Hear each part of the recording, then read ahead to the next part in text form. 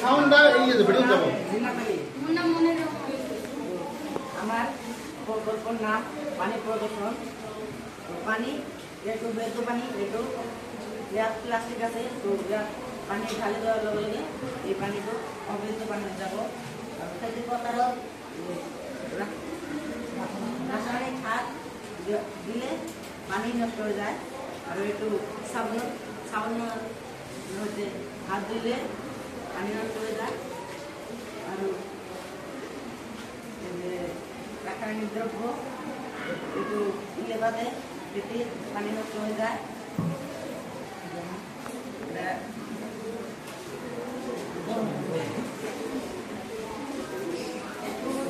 গোবর হাত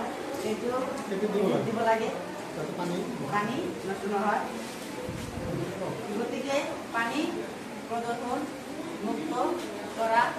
আমার সকলের দায়িত্ব আর কর্তব্য নহলে একটা সময়ত পৃথিবী থকা ভবিষ্যৎ প্রয়োজন